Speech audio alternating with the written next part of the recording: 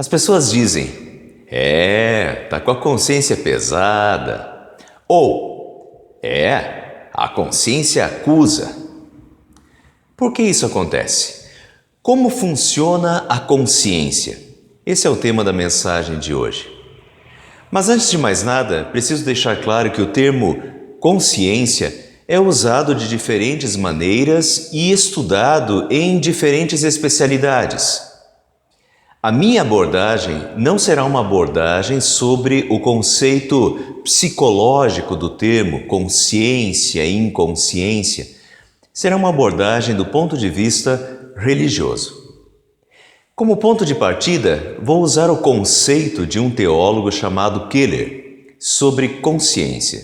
Segundo Keller, a consciência é uma faculdade, uma capacidade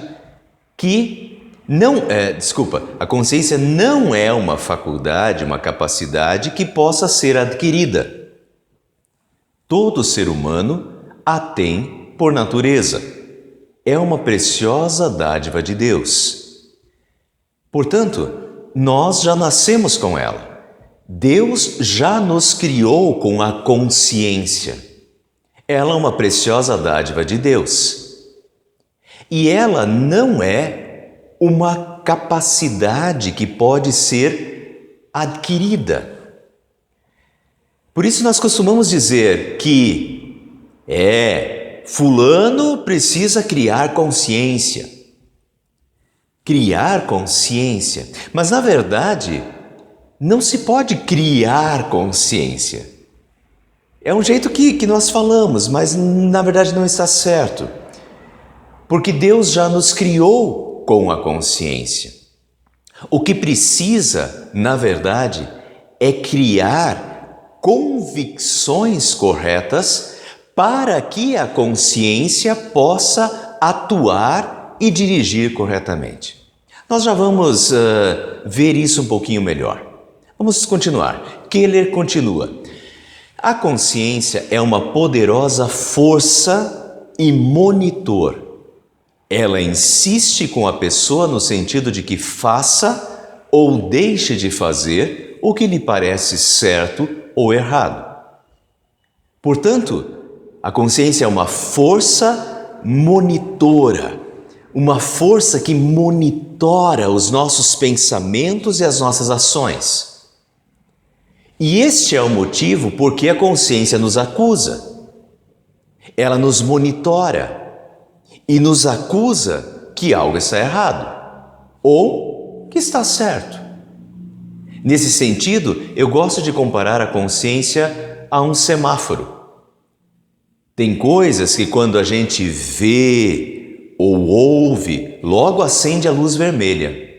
A consciência logo diz, está errado. Tem outras coisas que quando a gente ouve ou vê, acende o sinal laranja. A gente não se sente muito confortável com a ideia, tipo, isso não está bem certo, parece que tem alguma coisa errada aí. A consciência está trabalhando e, na dúvida, não ultrapasse. Em outras coisas, sinal verde, tudo tranquilo, avalizado pela consciência. Então, tudo isso é a consciência trabalhando, monitorando o certo e o errado. Mas já perceberam que tem pessoas que a consciência parece não acusar? Uma pessoa faz uma coisa que está errada, mas para ela não é errada. E a sua consciência não a acusa do erro. E daí? Será que ela não tem consciência? Essa é outra frase usada, né? Fulano não tem consciência. É um jeito de falar. Na verdade, a pessoa tem consciência. Ela tem esse monitor que foi implantado em nós por Deus e já nascemos com ele. Novamente, o que está faltando não é consciência, a consciência que é uma dádiva de Deus. É outra coisa que está faltando. E para entender isso, precisamos entender como a consciência atua, porque é aí que está o problema. Então Keller continua: a consciência não deve ser identificada com as convicções morais do ser humano. Assim como distinguimos entre um juiz e a lei, de acordo com a qual ele julga, assim também devemos distinguir entre a consciência, que seria o juiz, e o nosso conhecimento do certo e errado, que seria a lei, as nossas convicções morais. Portanto, vamos imaginar aqui no Brasil, tem o juiz que julga entre o certo e o errado, mas ele julga com base em quê? Na Constituição, com base na lei do país. Assim, a nossa consciência é o juiz, que monitora o certo e o errado, mas ela julga de acordo com o quê? De acordo com as nossas convicções morais. As nossas convicções morais seriam as leis que nos regem. Então precisamos diferenciar a consciência das convicções morais. A consciência nos monitora e nos julga de acordo com as nossas convicções morais. Outro exemplo para entender a diferença entre consciência e convicções morais. Então imagine um computador ou um celular. O celular vai fazer aquilo que ele foi programado para fazer. Ele vai agir de acordo com o software gravado nele, ou com a programação de um determinado aplicativo. Não adianta você entrar no aplicativo de um banco e querer chamar um Uber, por exemplo. Porque o aplicativo do banco não foi programado para chamar Uber. Eu, por exemplo, tenho aqui um aplicativo de afinação de violão. Adianta eu entrar no aplicativo de afinação de violão e querer ver a minha conta no banco? Não. Por que não? Não vai funcionar. O aplicativo vai agir e vai fazer o que ele foi programado para fazer. Ele vai agir de acordo com o software, o programa que foi implantado nele. Assim a consciência. A consciência vai agir de acordo com as convicções que foram implantadas nela. Vai acender o sinal verde, laranja ou vermelho, mas vai acender de acordo com o que foi programado nela, de acordo com as nossas convicções morais. As nossas convicções morais que foram implantadas em nós por nossos pais, por nossos professores, todos aqueles que nos educaram, e tudo aquilo que nós aprendemos, assimilamos e retivemos como nossas convicções morais. Esse é o nosso software, o que está programado em nós. E a consciência vai agir em cima disso, nos acusar ou defender com base nas nossas convicções morais. Ela vai ser o juiz que vai julgar de acordo com essa lei interna das nossas convicções.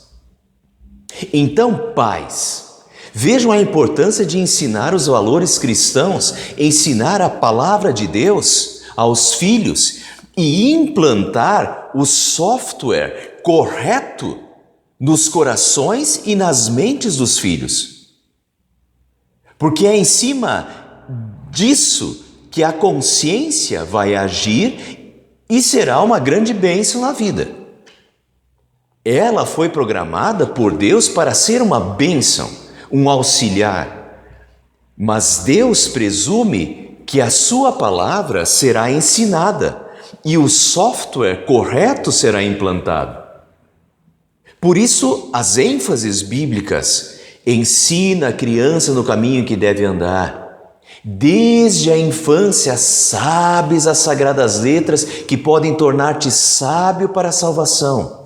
Ensina as palavras de Deus aos seus filhos, converse sobre elas quando estiver sentado em casa, quando estiver andando pelo caminho, quando se deitar e quando se levantar.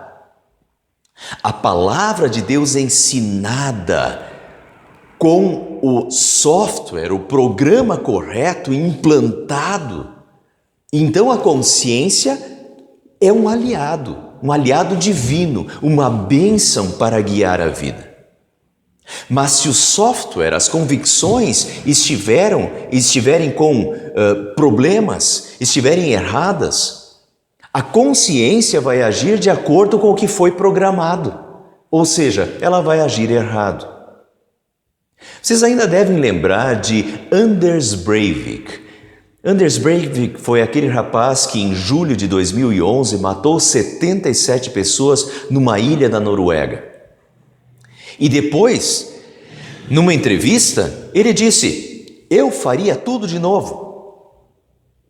Por mais que alguns quisessem argumentar que ele estava com algum transtorno psicológico, se chegou à conclusão de que ele não tinha nenhum transtorno.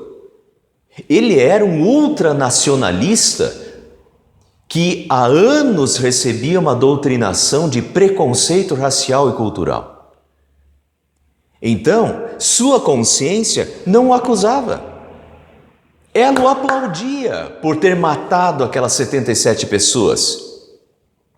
Assim como tantos homens bomba que se explodem e explodem os outros por uma fé religiosa errada.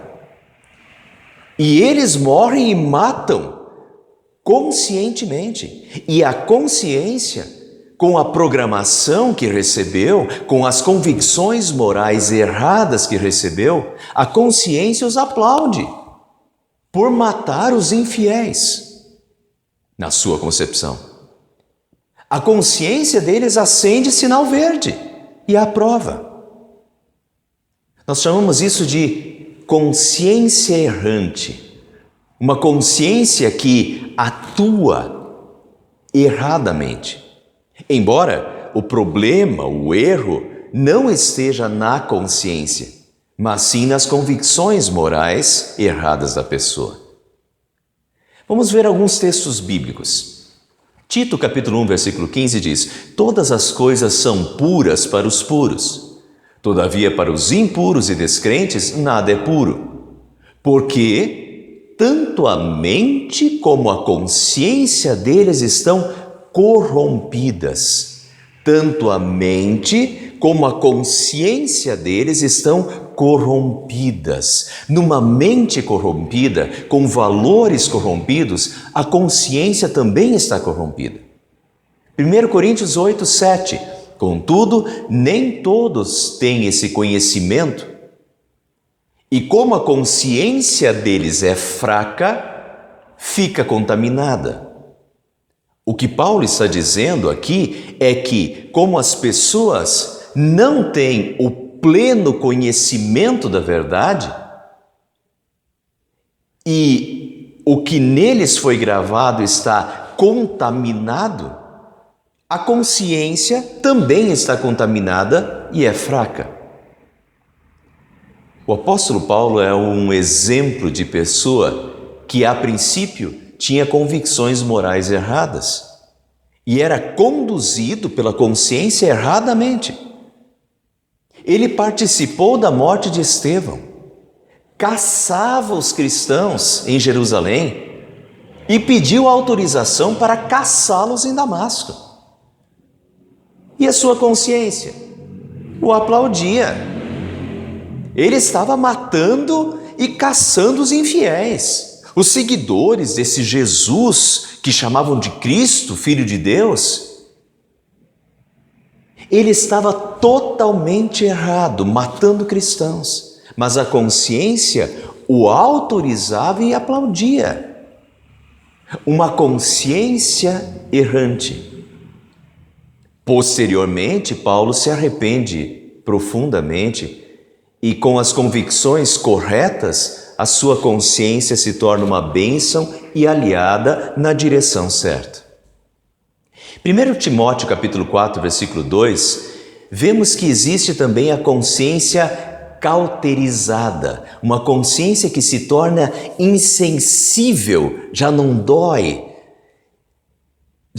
mais pelo erro. O texto diz: pela hipocrisia dos que falam mentiras e que têm cauterizada a própria consciência. Tem cauterizada a própria consciência. Pela repetição contínua de erros, a pessoa pode se acostumar de tal forma com os erros que já não nota mais o erro, ou até se torna insensível ao erro. Para muitos, mentir pode se tornar algo tão enraizado e normal na vida que a consciência se cauteriza e já não acusa. Para outros, fazer fofoca, falar mal dos outros, se torna tão frequente e normal que a consciência cauteriza, já não dói, já não acusa mais. E o mesmo acontece com tantos erros que pela palavra de Deus são erros e deveria acender a luz vermelha. Mas as convicções da pessoa já mudaram e ela está tão viciada e tão acostumada no erro que a consciência se cauterizou e não acusa mais. Eu poderia dar vários exemplos ainda. Vou dar mais um exemplo de convicções culturais. Na Índia, por exemplo, não se pode matar macacos, ratos ou vacas. Por trás disso, não está apenas um respeito aos animais. Por trás disso está a doutrina do karma e da reencarnação, segundo a qual o espírito de uma pessoa que morreu pode reencarnar num animal, num macaco, rato ou vaca. E esses animais são associados a deuses e à reencarnação de deuses. É uma falsa concepção, mas a consciência de um hindu vai agir de acordo com essa concepção gravada e vai acusá-lo.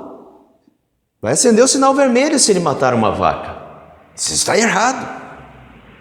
Enfim, a consciência age de acordo com as convicções morais gravadas na pessoa. E quando a gente entende a distinção entre consciência e convicções morais e também entende a relação entre elas, então também entendemos que seguir a consciência não quer dizer necessariamente que a pessoa esteja fazendo o que é correto aos olhos de Deus. A pessoa está fazendo o que ela acha correto, o que ela acha certo, e a sua consciência não a acusa por isso, porque ela acha certo. Deixa eu fazer uma propaganda. Quem não assistiu, assista a minha mensagem chamada Seguidores, sobre as pessoas que seguem o que o seu coração manda. Mas Deus diz que o coração é mais enganoso que qualquer outra coisa e a sua doença é incurável. Somos pecadores e o coração é corrupto. Por isso nossas convicções também estão corrompidas.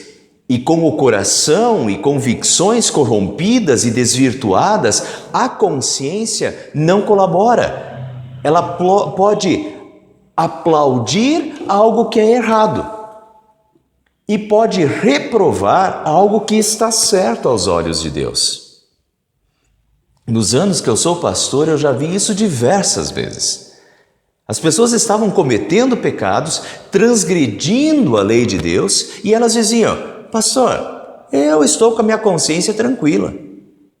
Eu não tenho problema de consciência. As pessoas estavam completamente erradas, vivendo em pecado aos olhos de Deus, mas a sua consciência não acusava. Por quê? Porque suas convicções estavam erradas.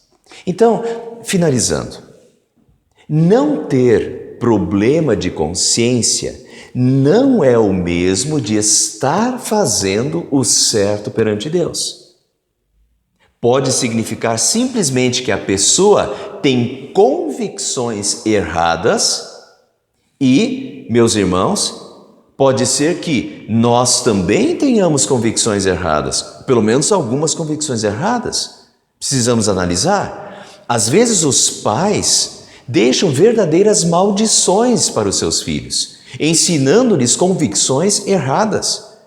E que às vezes os filhos ensinam ainda para os seus filhos e vai passando de geração em geração. Mas são coisas erradas aos olhos de Deus.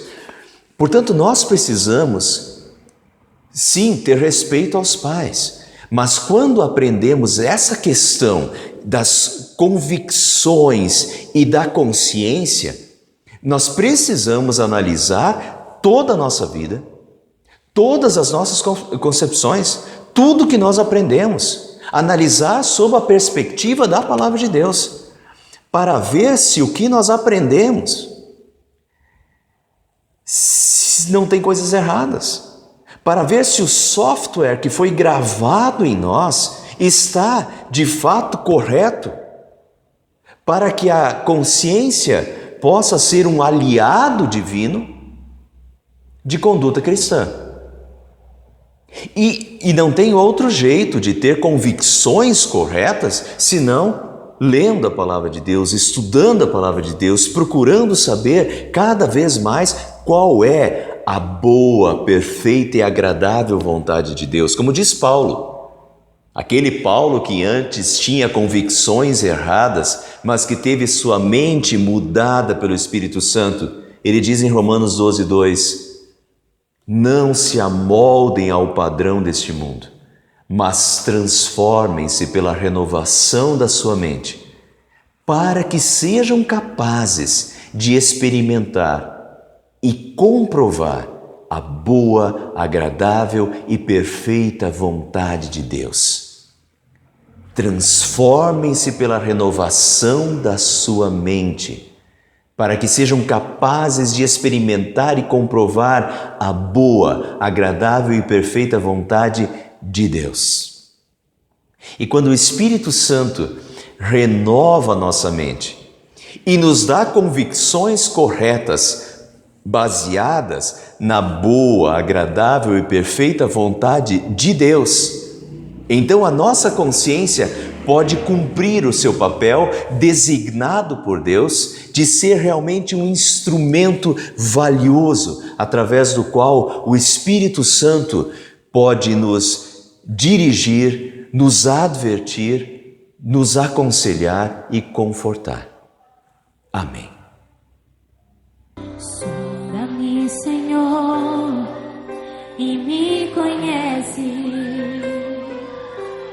Quebranta o meu coração,